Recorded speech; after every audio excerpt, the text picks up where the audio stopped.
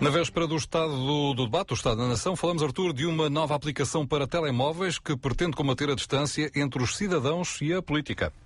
Chama-se meuparlamento.pt, já pode ser descarregada em todos os telemóveis. Nasceu de uma ideia desenvolvida por investigadores do INESC Tech e da Faculdade de Ciências da Universidade do Porto, que querem aproximar o cidadão comum das decisões tomadas na Assembleia da República.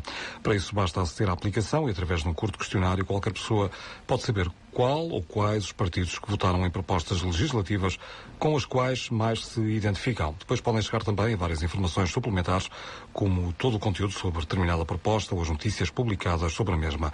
Por agora, as propostas que podem ser encontradas já foram votadas, mas na próxima legislatura o exercício poderá ser feito em tempo real. A jornalista Sónia Santos Silva conversou com Nuno Muniz, um dos mentores da aplicação meuparlamento.pt, que começa por explicar como funciona. Peguemos então no telemóvel.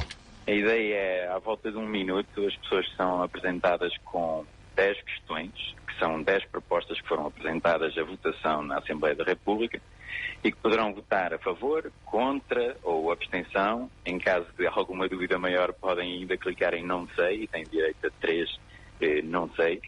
E no fim é apresentado que partidos é que concordaram mais com a pessoa e poderão aceder a mais informação, como as notícias relacionadas à proposta em si, que pessoas, que deputados e deputadas é que fizeram a proposta. E pronto, e a ideia é ter estas sequências em que as pessoas podem ir conhecendo aquilo que foi votado, quem as apresentou, enfim, ficar a conhecer o Parlamento, criar essa ligação entre as pessoas e o Parlamento de uma maneira que seja mais agradável e mais direta. E entre essas questões que nos surgem na aplicação, às quais temos de responder, estamos a falar de grandes questões? Sim, estamos a falar de todas as propostas que foram entregues para votação no Parlamento desde 2011. Portanto, todas as propostas que foram votadas são eventualmente apresentadas aos utilizadores da aplicação. E estamos a falar de pequenas e grandes questões a nível nacional, é isso? Sim, desde interrupção voluntária da gravidez até às mudanças dos limites das freguesias, porque nós achamos, e foi uma discussão que tivemos, que era importante também haver essa perspectiva, ou seja, muitas vezes há aquela perspectiva de, enfim, no Parlamento não se faz nada. Bem, no Parlamento fazem-se muitas coisas, é votado, muitas coisas são tomadas, muitas decisões.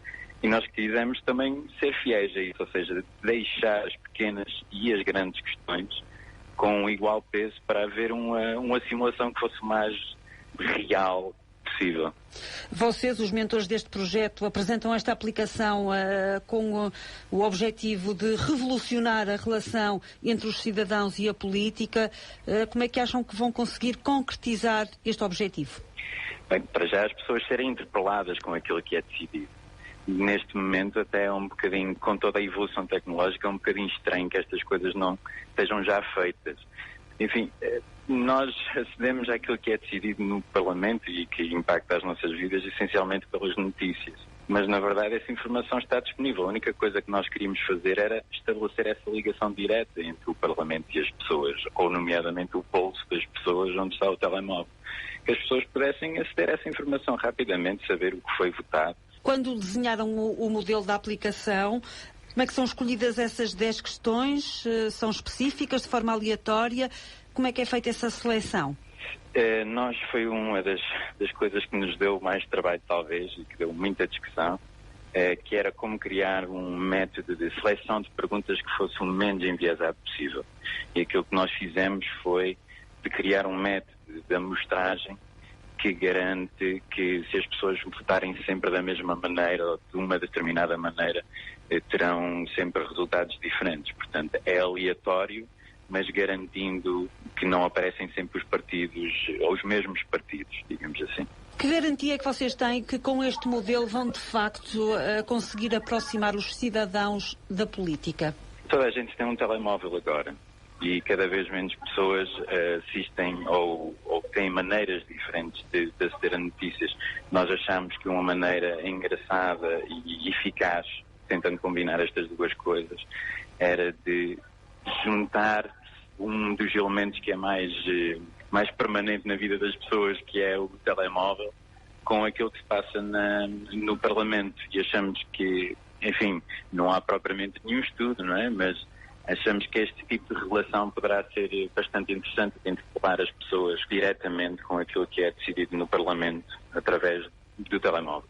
Ponderam no futuro fazer alguma alteração a esta aplicação, digamos, acrescentar novas funcionalidades?